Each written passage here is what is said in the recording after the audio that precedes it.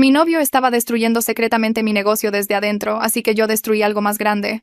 Comencé mi empresa de catering hace 2 años con 100,000 pesos que había ahorrado trabajando turnos dobles en restaurantes. Empecé poco a poco, solo haciendo fiestas infantiles y pequeños almuerzos de oficina, pero era buena en eso y se corrió la voz. En 6 meses ya tenía clientes fijos y estaba agendando bodas. Mi novio, Luis, me apoyó desde el primer día, ayudándome a cargar el equipo, probando recetas, e incluso diseñando mis tarjetas de presentación. Él trabajaba en sistemas y siempre decía lo orgulloso que estaba de que yo estuviera construyendo algo real mientras él solo arreglaba computadoras todo el día. Para el segundo año ya tenía 3 empleados de medio tiempo y generaba ganancias cada mes. Ahí fue cuando empezaron a pasar cosas raras. Primero fueron cosas pequeñas. Yo confirmaba la hora de un evento con un cliente, y luego me llamaban enojados diciendo que llegaba tarde. Me mostraban mensajes de texto de mi número de negocio cambiando la hora, pero yo nunca enviaba esos mensajes. Empecé a tomar capturas de pantalla de todo, pero seguía sucediendo. Luego los ingredientes comenzaron a desaparecer. Hacía inventario de todo la noche anterior a un evento, llegaba temprano, y la mitad de mi preparación había desaparecido. Miles de pesos en comida simplemente se esfumaban. No había señales de robo forzado, nada en las cámaras. Pensé que me estaba volviendo loca. Luis me ayudaba a buscar y me consolaba cuando lloraba de estrés. Los de salubridad aparecieron 3 veces en un mes diciendo que habían recibido quejas. Nunca encontraron nada malo, pero solo tenerlos ahí asustaba a los clientes. Mi página de reseñas comenzó a llenarse de calificaciones de una estrella de gente a la que nunca le había servido, hablando de intoxicaciones alimentarias y cucarachas. Cada vez que lograba que las borraran, aparecían nuevas. Luis me abrazaba mientras yo entraba en pánico por perder todo lo que había construido.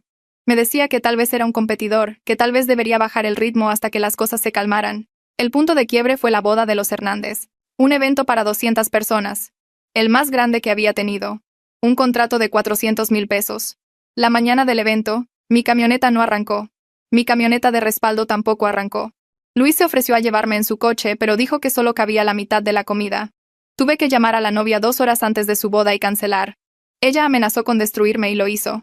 Se corrió la voz de que yo no era confiable. Las reservaciones se secaron.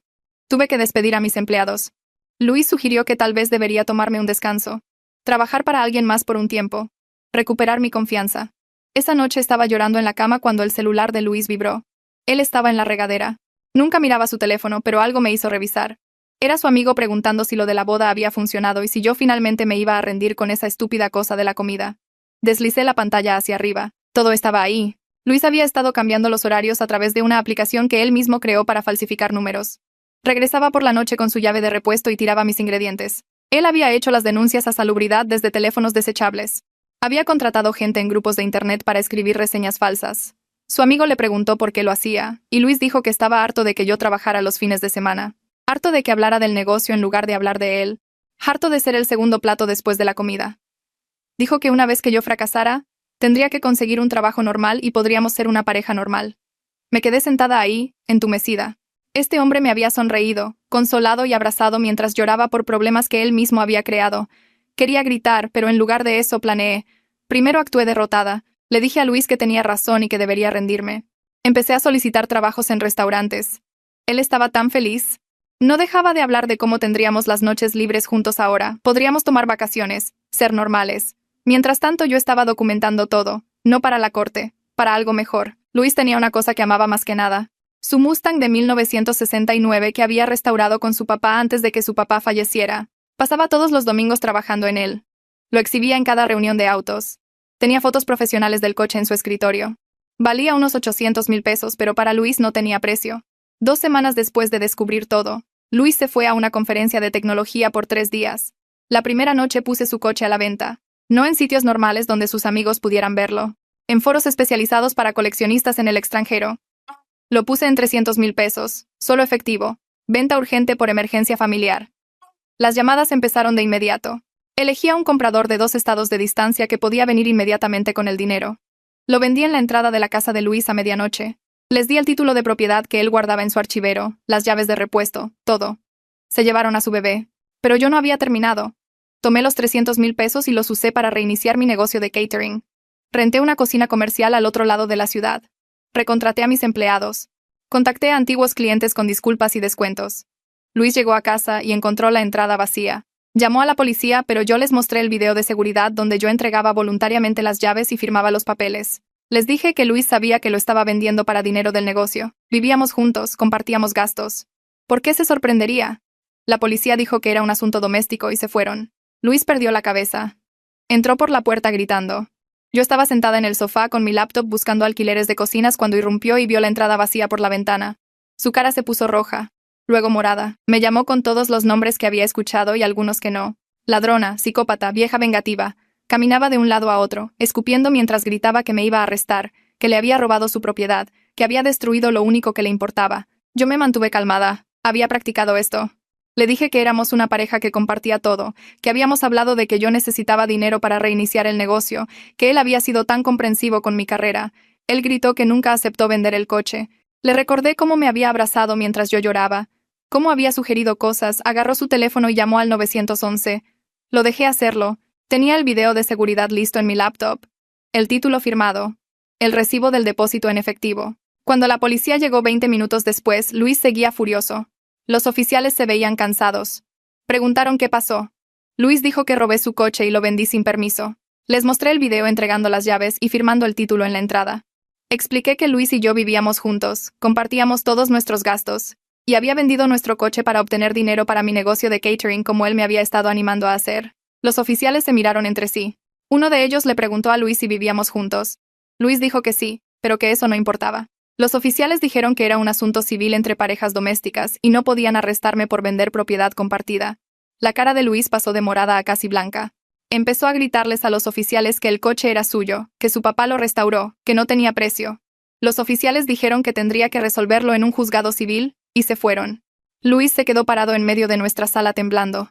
Luego se volvió hacia mí, y esta vez su voz era baja y fría. Dijo que no tenía idea de lo que había hecho. Dijo que me haría pagar por esto. Dijo que me destruiría de la misma manera que yo lo destruí a él. Solo lo miré y me di cuenta de que no conocía a esta persona en absoluto. A la mañana siguiente esperé hasta que Luis se fuera a trabajar. Azotó la puerta tan fuerte que el marco se agrietó. Le di 10 minutos para asegurarme de que no regresara. Luego empecé a empacar. Tomé solo mi ropa, mi laptop, mi equipo de cocina que había comprado antes de conocerlo. Dejé los muebles que habíamos elegido juntos. Los platos. Las decoraciones. Tomé fotos de todo lo que dejaba atrás con mi teléfono, con fecha y hora. Sabía que él diría que robé cosas si me llevaba algo que hubiéramos comprado juntos. Llené 2 maletas y 3 cajas. Mi mejor amiga, Celia, vivía al otro lado de la ciudad en un departamento de 2 recámaras. La llamé desde el coche. Me dijo que fuera inmediatamente. Cuando llegué, me ayudó a subir todo a su cuarto de visitas. No hizo muchas preguntas, solo me abrazó y dijo que podía quedarme el tiempo que necesitara. Me senté en la cama del cuarto de visitas y sentí mi teléfono vibrar.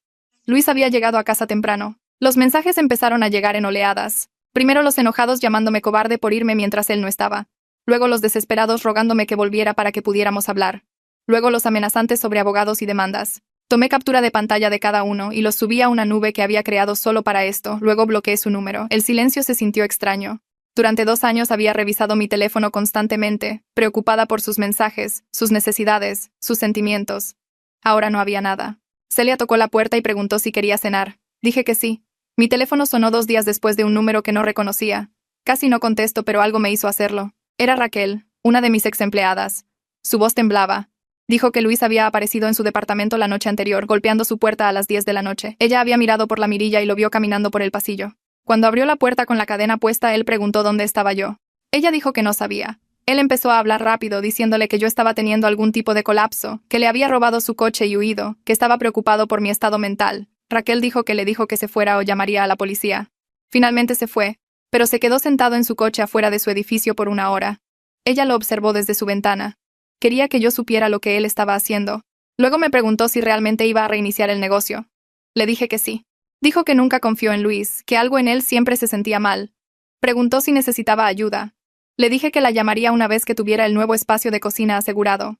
Don Esteban tenía una cocina comercial en el lado este de la ciudad.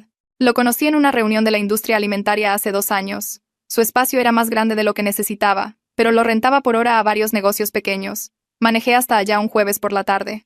La cocina estaba limpia y bien equipada con estufas de 6 quemadores, 3 hornos y mesas de preparación enormes. Don Esteban tendría unos 60 años, con cabello canoso y ojos amables. Preguntó qué me traía de vuelta al catering después de mi pausa. Le dije que había tenido algunos contratiempos personales, pero estaba lista para empezar de nuevo. No presionó por detalles. Me ofreció una tarifa más baja de lo que esperaba y dijo que podía tener horarios flexibles ya que estaba construyendo desde cero. Dijo que le gustaba ayudar a los pequeños negocios a empezar. Nos dimos la mano. Firmé un acuerdo mes a mes. Tenía mi cocina de vuelta. La cuenta falsa de redes sociales apareció 3 días después. Era un perfil desechable sin foto y con un nombre genérico. El mensaje llegó a todas las plataformas que tenía. Decía que yo había destruido algo que nunca podría ser reemplazado. Decía que el papá de Luis había puesto su corazón en ese coche y yo lo había tirado como basura. Decía que todos sabrían qué tipo de persona era yo realmente. Decía que me arrepentiría de lo que había hecho.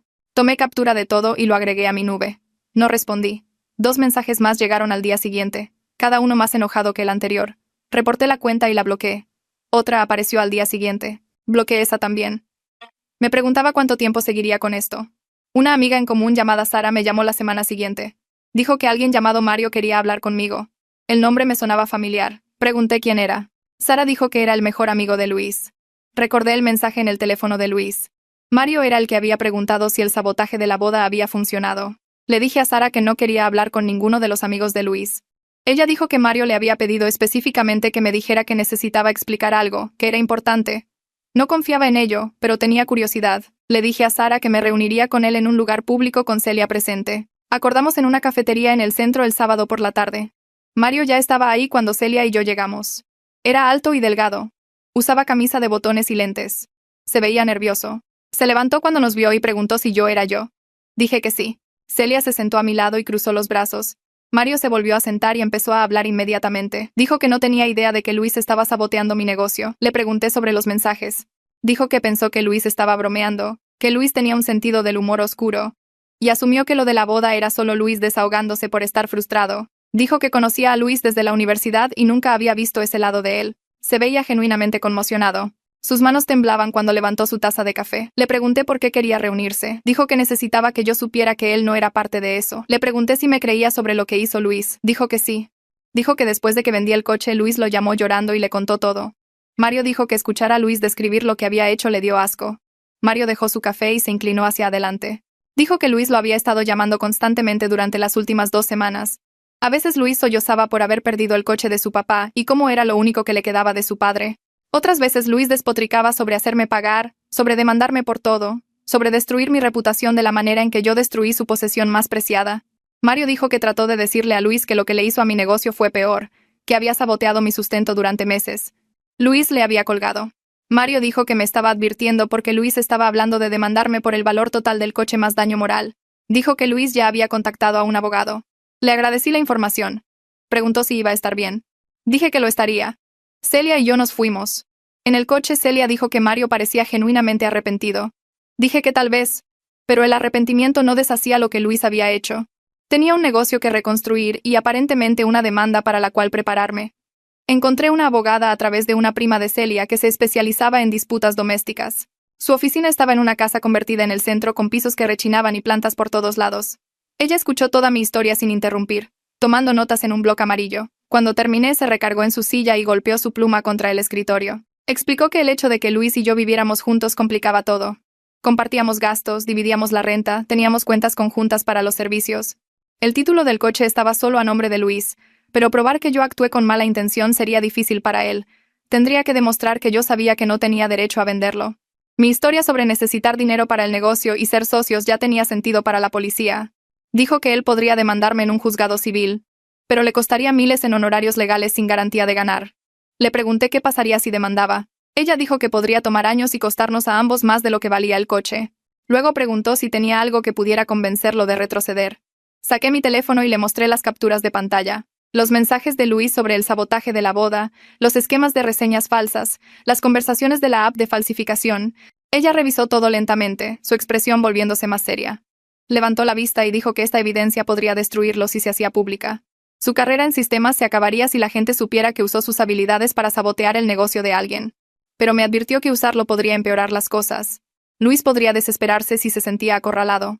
Le agradecí y pagué la consulta con dinero que realmente no tenía. Al día siguiente empecé a contactar a antiguos clientes. Envié correos personales, no mensajes masivos. Me disculpé por las fallas del equipo y expliqué que me había mudado a una mejor instalación con sistemas de respaldo.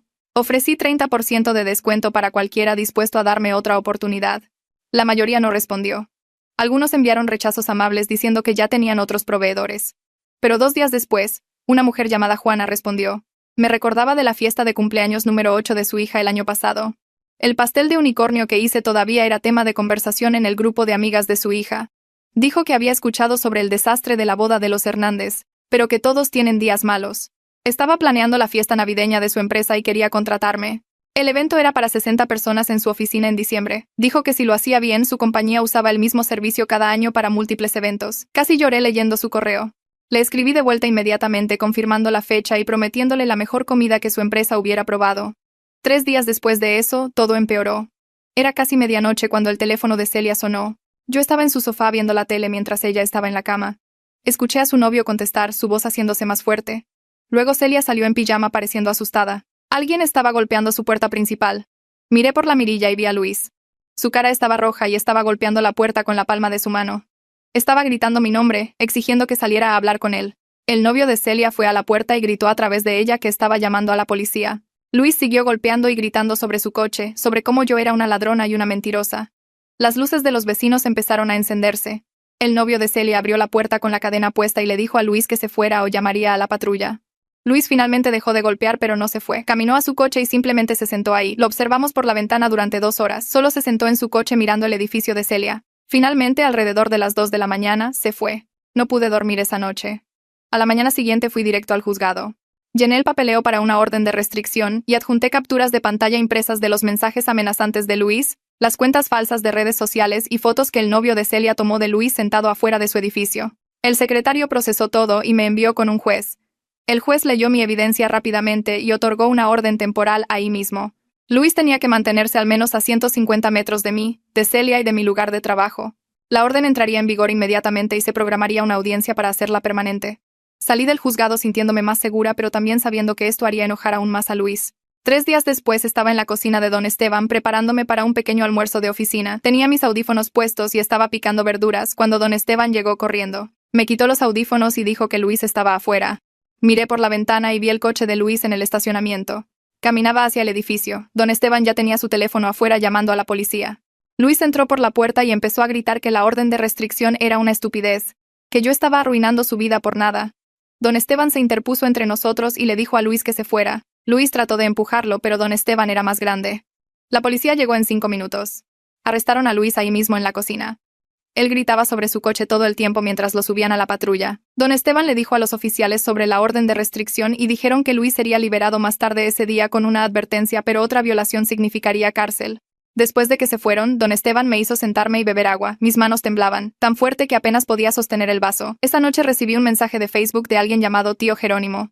El nombre me sonaba familiar, pero no podía ubicarlo. Su mensaje era educado y decía que era el tío de Luis, el que había ayudado a restaurar el Mustang con Luis y su papá. Dijo que Luis lo había estado llamando constantemente con una historia que no tenía sentido.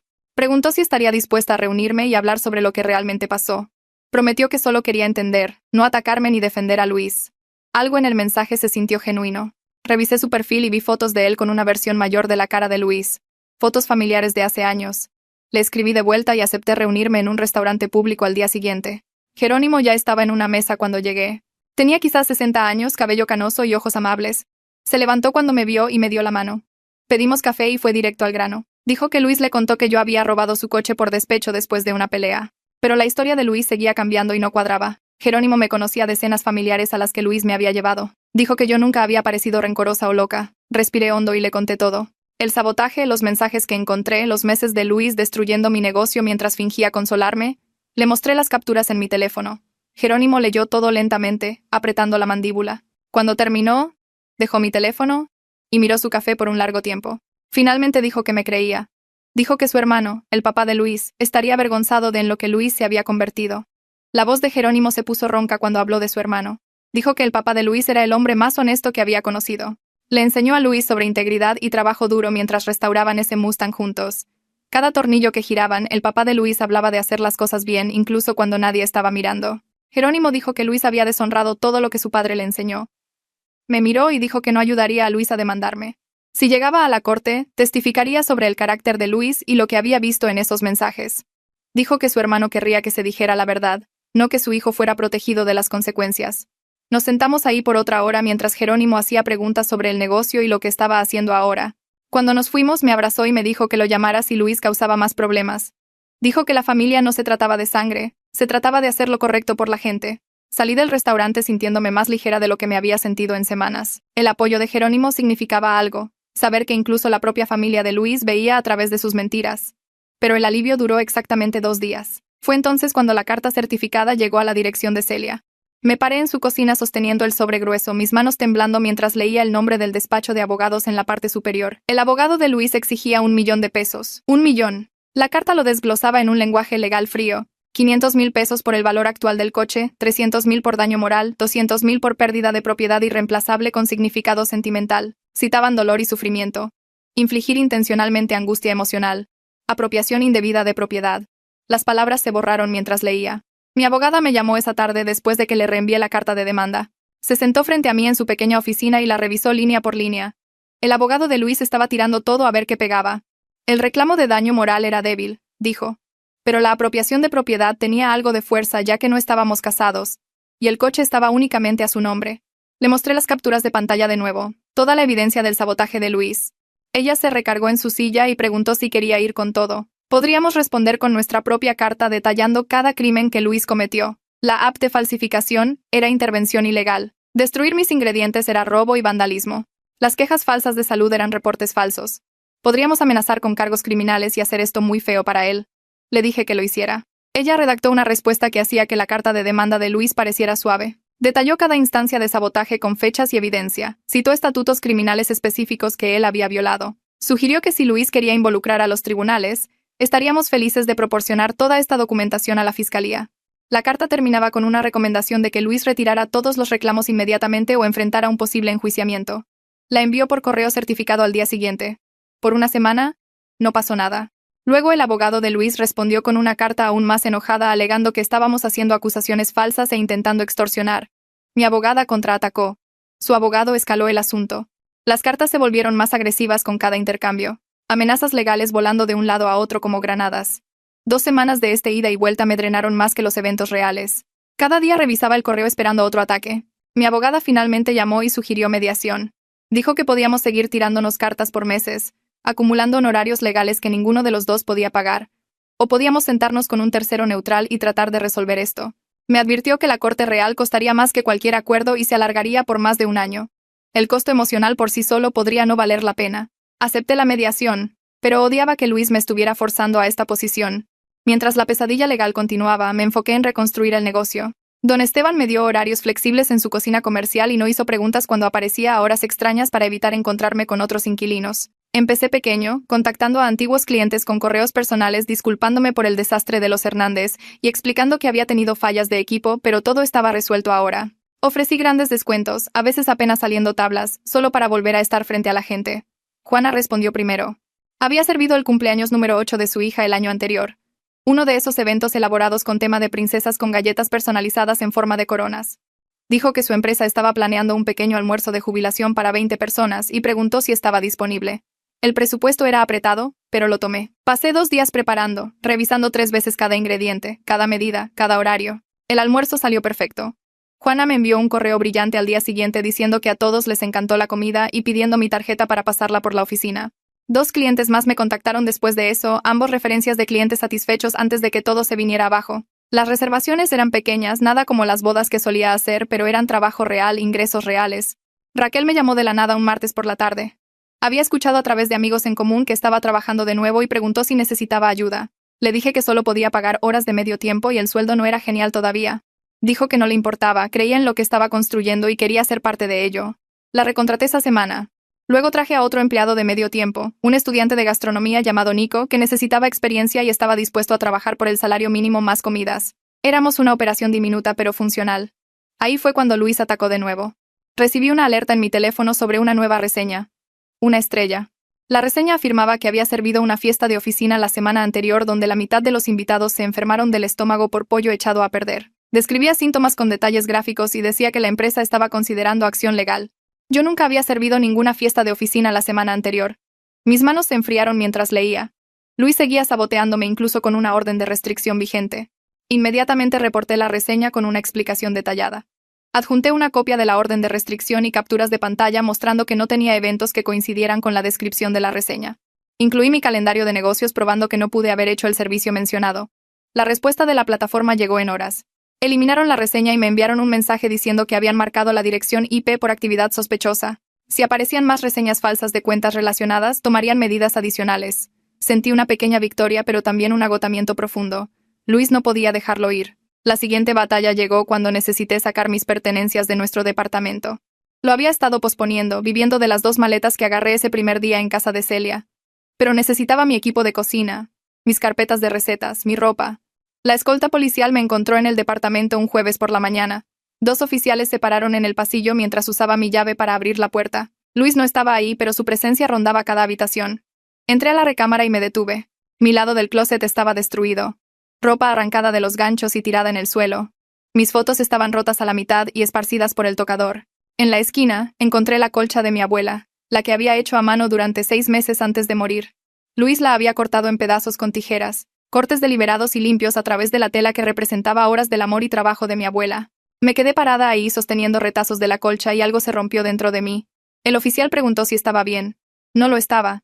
Empaqué todo lo salvable en cajas tratando de no mirar la destrucción. Mi equipo de cocina todavía estaba intacto en el closet de almacenamiento, probablemente porque Luis no sabía qué herramientas eran mías y cuáles suyas. Cargué todo en el coche de Celia con los oficiales ayudando a cargar cajas. Mientras me iba, el rentero apareció en el pasillo. Preguntó si tenía un minuto para hablar. Nos paramos afuera mientras explicaba que Luis no había pagado la renta en 2 meses. Quería saber si yo seguía en el contrato porque necesitaba a alguien que cubriera los pagos faltantes o tendría que empezar el proceso de desalojo. Le mostré la orden de restricción y le expliqué que nos habíamos separado. Le dije que me había mudado y no iba a volver. Pareció aliviado y dijo que me quitaría del contrato inmediatamente. Luis sería responsable de la renta completa de ahora en adelante o enfrentaría el desalojo. Firmé los papeles que trajo y me alejé de ese departamento para siempre. 3 semanas después, Mario me envió un mensaje. Luis había sido desalojado y se mudó temporalmente al cuarto de visitas de Mario. El mensaje era de disculpa, explicando que Mario se sentía obligado a ayudar porque habían sido amigos desde la universidad, pero quería que yo supiera que Luis estaba mal. Luis apenas comía, apenas dormía. Pasaba todo su tiempo en línea buscando su Mustang. Mario dijo que Luis había contactado a cada foro de autos clásicos y grupo de coleccionistas tratando de rastrear al comprador. Incluso había contratado a un investigador privado, pero el rastro se enfrió en la frontera estatal. Luis estaba cayendo en espiral y Mario no sabía cómo ayudarlo. Leí el mensaje y no sentí nada. Ni simpatía, ni culpa, ni satisfacción. Solo un vacío donde Luis solía ocupar espacio en mi mente. Pasé la siguiente semana preparándome para la boda como si fuera el evento más importante de mi vida. Raquel me ayudó a revisar 3 veces cada detalle, desde el conteo de ingredientes hasta el equipo de respaldo. La mañana del evento llegué 3 horas antes y me instalé en la cocina del lugar. Todo salió exactamente como se planeó. Los aperitivos salieron perfectamente a tiempo. El plato fuerte se ganó elogios de la familia de la novia, y la mesa de postres parecía algo de revista. La novia me encontró durante la limpieza y me abrazó. Tan fuerte que pensé que mis costillas tronarían. Sacó su teléfono ahí mismo y publicó fotos de la comida en Instagram etiquetando mi negocio y escribiendo sobre cómo había salvado su boda. Antes de irme, 7 invitados diferentes me detuvieron para pedir tarjetas de presentación. Manejé de regreso a la cocina de Don Esteban sintiendo algo que no había sentido en meses, como que tal vez realmente podría reconstruir esto. 3 días después, mi abogada llamó. El abogado de Luis quería programar una mediación en lugar de ir a la corte. Explicó que un tercero neutral nos ayudaría a resolver todo, la situación del coche, la propiedad compartida del departamento y hacer permanentes las órdenes de restricción. La corte costaría miles en honorarios legales y se alargaría por meses. La mediación costaría una fracción de eso y podríamos terminar en una sola sesión. Odiaba la idea de sentarme en una habitación con Luis, pero estaba cansada de gastar dinero en abogados cuando necesitaba cada peso para el negocio. Le dije que lo programara. La mediación ocurrió 2 semanas después en un edificio de oficinas gris en el centro. Llegué temprano con mi abogada y me senté en la sala de espera mirando la puerta. Cuando Luis entró con su abogado, apenas lo reconocí. Había perdido peso. Su ropa le colgaba floja y ojeras oscuras hacían que sus ojos se vieran hundidos. Su cabello estaba grasoso como si no se hubiera bañado en días. Me vio y todo su cuerpo se puso rígido. El odio en sus ojos era tan intenso que tuve que mirar hacia otro lado. Pero debajo de eso vi algo más que podría haber sido arrepentimiento o solo agotamiento. La mediadora era una mujer en sus 50s que se presentó y explicó el proceso.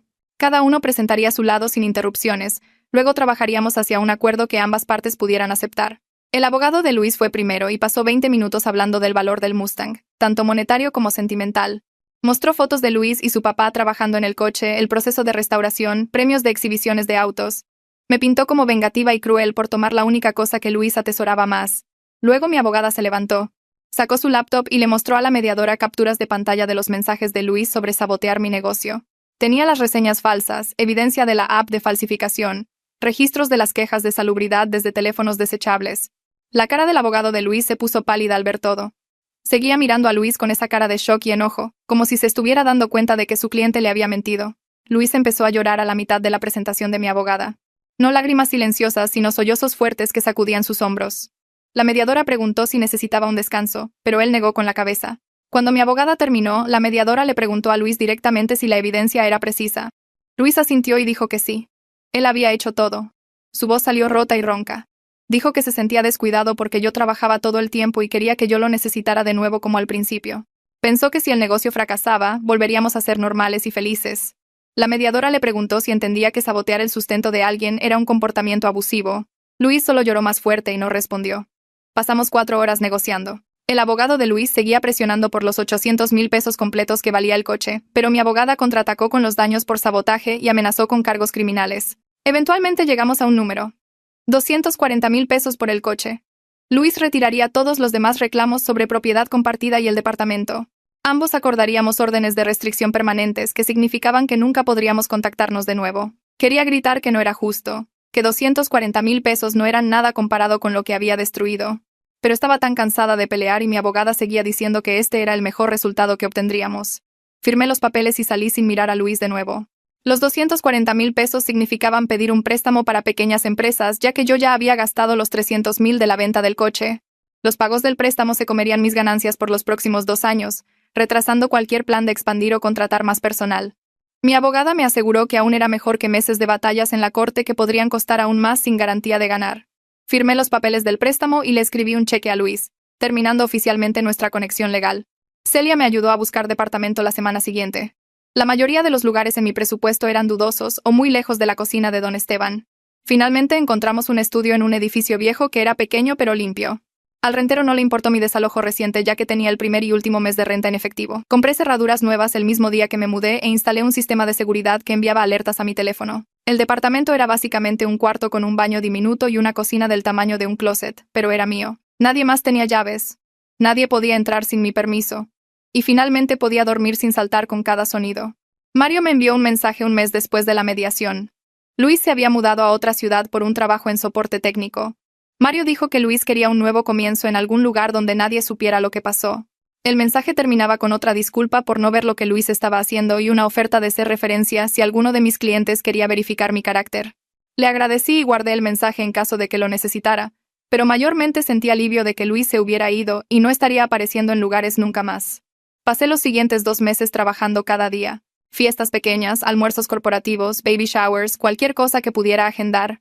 Raquel regresó tiempo completo y contraté a otro cocinero de preparación para ayudar con la carga de trabajo aumentada. Cada evento recibió mi mejor esfuerzo absoluto. Cada cliente recibió llamadas de seguimiento para asegurar que estuvieran satisfechos. Las reseñas positivas empezaron a acumularse en mi página de negocios. Lentamente, las reseñas falsas de una estrella que Luis había plantado quedaron enterradas bajo comentarios reales de clientes reales. Mi calendario de reservaciones se llenó 3 meses adelante, luego 4. Empecé a recibir referencias de Dalila de nuevo, la organizadora de bodas que me había dado una oportunidad después de que todo se vino abajo. La gente estaba empezando a confiar en mí otra vez, y sentía que finalmente podía respirar. Raquel me llamó un martes por la tarde mientras estaba preparando para una pequeña fiesta de oficina. Sonaba emocionada y de esa manera que se pone la gente cuando tiene un chisme que saben que importará. Se había encontrado con alguien de la antigua empresa de sistemas de Luis en el supermercado. Uno de los tipos de su equipo que la reconoció del picnic de la empresa al que Luis me arrastró una vez. El tipo le dijo a Raquel que a Luis lo corrieron hace como un mes. No recorte de personal, despedido. La empresa encontró el software de falsificación en su computadora del trabajo durante una revisión de seguridad de rutina. Investigaron más a fondo y descubrieron que había estado usando recursos y tiempo de la empresa para crear aplicaciones para uso personal. Específicamente aplicaciones diseñadas para acosar a alguien. Raquel dijo que el tipo no sabía que era a mí a quien Luis había atacado, solo que la gerencia lo despidió inmediatamente y lo sacaron con seguridad. Preguntó si quería su nombre en caso de que lo necesitara para algo legal, pero le dije que lo legal había terminado. Solo sentí esta extraña sensación de alivio sabiendo que el sabotaje de Luis lo había alcanzado de formas que nunca planeé. Él destruyó su propia carrera tratando de destruir la mía. Jerónimo me contactó unos días después por Messenger. Su mensaje era corto pero considerado, diciendo que había estado hablando con miembros de la familia sobre lo que realmente pasó entre Luis y yo. Quería que supiera que varios parientes, gente que había sido fría conmigo en reuniones familiares o a quienes Luis probablemente les había contado mentiras, querían disculparse. Jerónimo dijo que el primo de Luis se sentía terrible por creer la versión de Luis donde yo era la inestable que robó su coche por despecho. Su tía quería enviarme una tarjeta. Leí el mensaje 2 veces antes de responder. Le dije a Jerónimo que apreciaba que fuera honesto con todos, pero no necesitaban disculparse conmigo. Creyeron a alguien que amaban y en quien confiaban, lo cual tenía sentido. Le agradecí por defender la verdad y dije que eso significaba más que cualquier disculpa de gente que apenas me conocía. Envió de vuelta un simple pulgar arriba y un mensaje diciendo que su hermano hubiera querido que él hiciera lo correcto. Dalila me llamó esa misma semana para una consulta de boda. Cuando llegué a su oficina tenía 3 carpetas en su escritorio, cada una boda diferente ocurriendo en los próximos 4 meses. Me las deslizó y dijo que solo trabajaba con proveedores en los que confiaba completamente. Y después de verme reconstruir mi reputación a través de un trabajo excelente y consistente, me quería como su proveedora de catering preferida. Sentí que algo apretado en mi pecho se aflojaba mientras hojeaba los detalles. 2 de las bodas eran medianas, alrededor de 100 invitados cada una. La tercera era más pequeña, pero en un lugar elegante que usualmente traía clientes de alto nivel. Dalila se recargó en su silla y admitió algo que me sorprendió. Dijo que durante el desastre de los Hernández, sospechó que algo estaba mal porque era muy diferente a mi trabajo usual. Mi preparación siempre era organizada, mis tiempos siempre perfectos, mi comunicación siempre clara. Cuando todo se vino abajo ese día, se sintió raro para ella. Pero no tenía pruebas de nada, así que se quedó callada. Se sentía culpable por eso. Le dije que no había nada que pudiera haber hecho, y solo estaba agradecida de que me estuviera dando otra oportunidad ahora. Nos dimos la mano por las 3 bodas. Las nuevas reservaciones significaban que necesitaba más ayuda. Puse un anuncio para personal de medio tiempo y entrevisté a 5 personas en 2 días. Contraté a 2 de ellas. La primera era una mujer en sus 50s que tenía experiencia en catering y necesitaba horarios flexibles alrededor de su otro trabajo.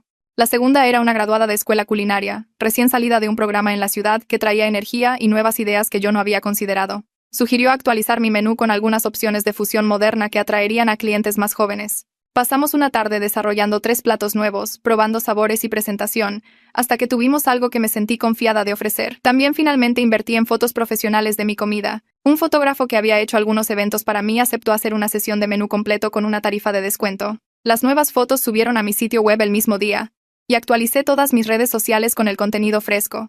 El negocio empezó a verse pulido y profesional de formas que no lo hacía antes. Mi teléfono sonó un sábado por la mañana de un número que no reconocía. Casi no contesto, pero algo me hizo levantar el auricular. La voz al otro lado era vacilante, de disculpa. Era la señora Hernández, la novia de la boda que había perdido. Dijo que Dalila le había contado lo que realmente pasó, sobre Luis saboteando mi negocio, sobre las camionetas siendo manipuladas. Se disculpó por amenazar con destruirme cuando yo ya estaba siendo destruida por alguien en quien confiaba. Su voz se quebró un poco cuando dijo que entendía ahora que yo no había sido poco confiable o poco profesional, había sido una víctima. Preguntó si consideraría hacer el catering para la boda de su hermana como una segunda oportunidad. La boda era en 3 meses. 150 invitados. En un lugar bonito fuera de la ciudad. Le dije que necesitaría pensarlo, no porque no quisiera el trabajo, sino porque necesitaba asegurarme de que podría manejarlo sin el miedo al sabotaje colgando sobre mí. Ella entendió y dijo que me tomara mi tiempo. Pasé 2 días planeando antes de llamar a la señora Hernández. Acepté el trabajo pero con condiciones. Quería proveedores de respaldo en espera para ingredientes clave en caso de que algo saliera mal. Quería mis propias cámaras de seguridad en mi espacio de preparación. Quería contratos detallados con el lugar sobre acceso y almacenamiento. La señora Hernández aceptó todo sin dudar. Dijo que su hermana estaba emocionada de trabajar conmigo y había escuchado grandes cosas sobre mi comida de otros clientes. El proceso de planeación tomó semanas. Creé planes de respaldo para cada escenario posible. Mis nuevas empleadas me ayudaron a preparar componentes con anticipación y congelarlos adecuadamente. Renté un segundo vehículo como transporte de respaldo. Revisé y volví a revisar cada detalle hasta que estuve segura de que nada podría salir mal. El día de la boda llegó y todo salió perfectamente. La comida salió caliente y hermosa. Los invitados elogiaron cada plato. La señora Hernández misma, la novia original que había amenazado con arruinarme, le dijo a 3 grupos diferentes de invitados que yo era la mejor proveedora de catering en la ciudad y debían contratarme inmediatamente. Observé la cara de su hermana durante la recepción. Vi lo feliz que estaba, y sentí que algo se asentaba en mí que había estado tenso por más de un año. Habían pasado 6 meses desde que vendí el Mustang. Me senté en mi pequeño estudio una tarde y miré mis cuentas del negocio en mi laptop. Mi calendario de reservaciones estaba lleno por los siguientes 5 meses. Tenía una lista de espera para fechas premium de fin de semana. El préstamo que había tomado para pagar el acuerdo de Luis estaba pagado completamente. Incluso había empezado a generar ahorros de nuevo, guardando dinero cada semana en una cuenta que Luis nunca conoció y a la que nunca podría acceder. El negocio era más exitoso de lo que había sido antes de que todo se viniera abajo. Tenía empleados fijos, clientes confiables y una reputación que había reconstruido a través de trabajo duro y consistencia. Las reseñas falsas que Luis plantó estaban enterradas bajo docenas de reseñas reales de 5 estrellas. Mis seguidores en redes sociales habían crecido. La gente me etiquetaba en publicaciones sobre sus eventos. Cerré la laptop y me senté en la tranquilidad de mi departamento, sintiendo algo que no había sentido en mucho tiempo. Paz. Pero también sabía que no estaba bien. La traición me entristecía como algo pesado que cargaba todos los días. Hice una cita con una terapeuta esa semana. La primera sesión fue difícil. Lloré durante la mayor parte, contando la historia del sabotaje de Luis, la forma en que me consolaba mientras me destruía, la forma en que confié en él completamente. La terapeuta escuchó y luego me hizo preguntas que no había considerado. ¿Luis había mostrado comportamiento controlador antes del sabotaje? ¿Hubo otras banderas rojas que ignoré? Empecé a recordar cosas pequeñas. La forma en que Luis siempre quería saber dónde estaba. La forma en que se ponía callado y distante cuando hablaba del éxito del negocio. La forma en que sugería que estaba trabajando demasiado cada vez que estaba emocionada por un nuevo cliente. Había descartado esas cosas como cosas normales de pareja. Pero sentada en esa oficina me di cuenta de que eran señales de algo más oscuro. La terapeuta me ayudó a entender patrones que necesitaba reconocer para no caer en ellos de nuevo. Programamos sesiones semanales. Mario me envió un mensaje de la nada un miércoles por la noche. El mensaje era breve. Luis estaba en terapia también. Aparentemente trabajando en lo que había hecho. Luis le había pedido a Mario que me dijera que lo sentía. Mario se negó a ser mensajero. Le dijo a Luis que si quería disculparse, necesitaba averiguar cómo hacerlo él mismo. Pero Mario no creía que yo necesitara escuchar de Luis en absoluto. Mario dijo que Luis necesitaba vivir con lo que había hecho sin mi perdón. Leí el mensaje 2 veces y luego escribí un simple gracias. Apreciaba los límites de Mario y su negativa a hacerme lidiar con la culpa de Luis. Cualquier sanación que Luis necesitara hacer era su propio trabajo, no el mío. Asistí a un evento de networking para dueños de pequeños negocios el mes siguiente en un centro comunitario en el centro.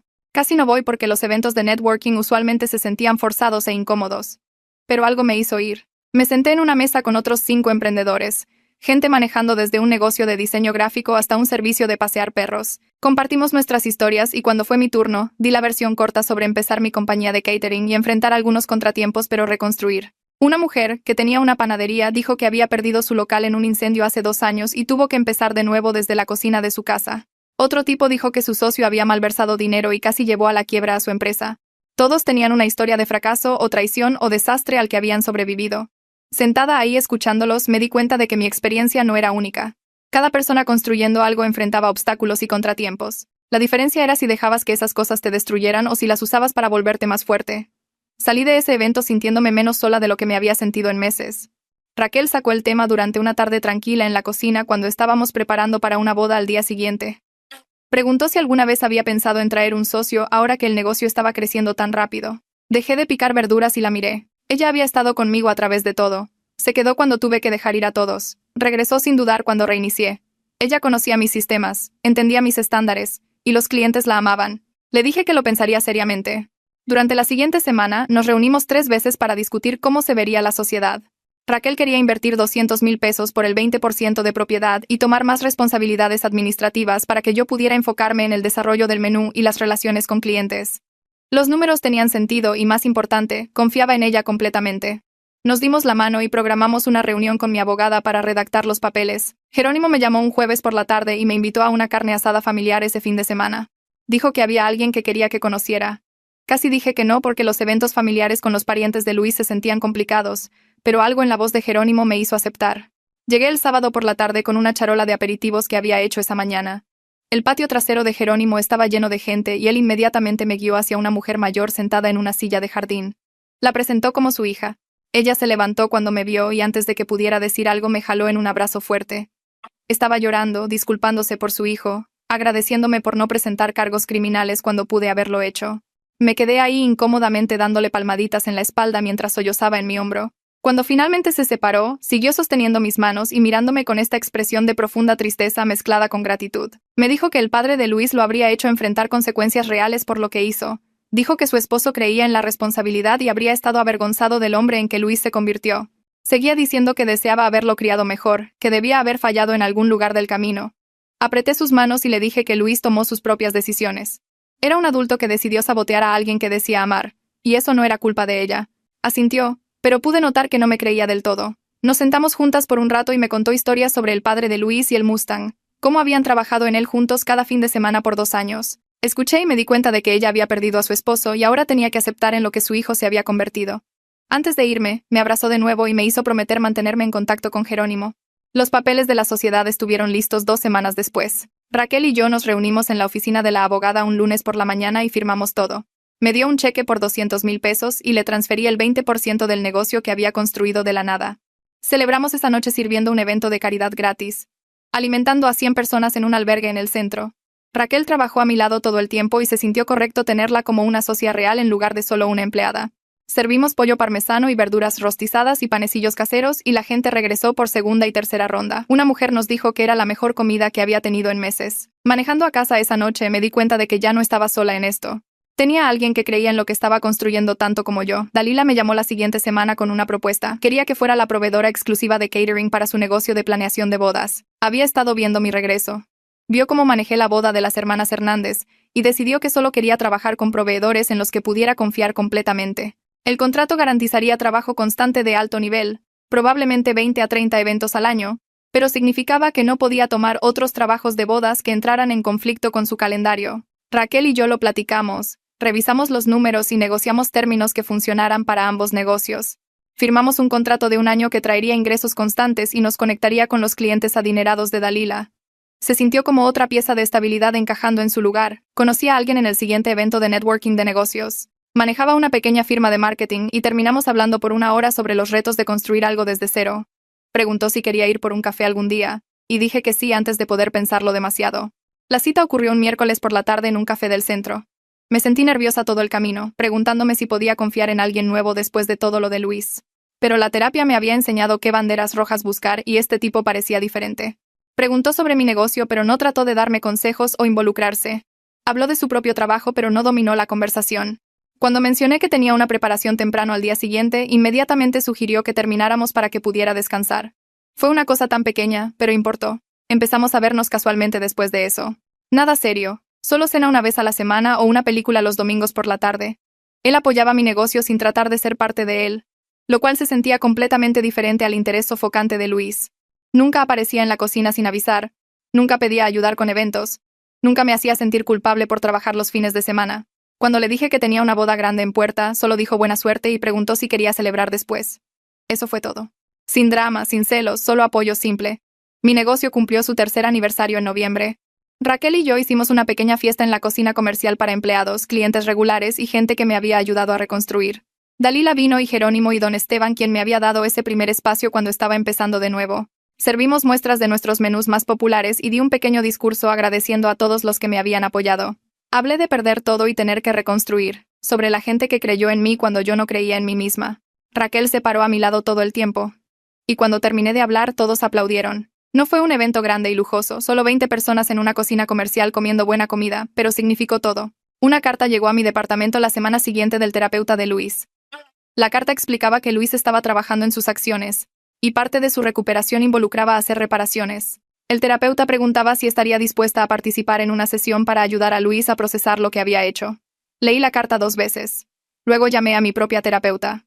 Ella me escuchó leerla en voz alta. Y luego preguntó cómo me sentía al respecto. Le dije que no quería ayudar a Luis a sentirse mejor por destruir mi negocio. Ella estuvo de acuerdo en que no le debía nada a Luis, incluyendo participación en su sanación. Escribí una respuesta educada rechazando la invitación y la envié de regreso el mismo día. Lo que sea que Luis necesitara hacer para seguir adelante era su responsabilidad, no la mía. Raquel y yo empezamos a buscar espacios comerciales más grandes en diciembre. La cocina que estábamos rentando funcionaba bien, pero estábamos agendando tantos eventos que necesitábamos más espacio para equipo y personal.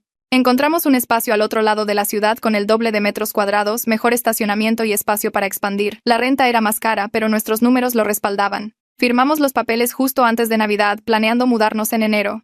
Raquel quería agregar servicios de preparación de comidas y clases de cocina para traer ingresos durante los meses más lentos. Pasamos horas planeando la distribución, averiguando dónde poner los nuevos hornos y refrigeradores, diseñando un pequeño espacio de aula para las clases de cocina. Se sentía como si estuviéramos construyendo algo que podría durar, algo más grande que solo eventos de catering. Parada en ese espacio vacío con Raquel, me di cuenta de que había llegado más lejos de lo que jamás pensé posible después de que Luis destruyó todo. Había reconstruido no solo mi negocio, sino mi vida entera. Y esta vez era más fuerte.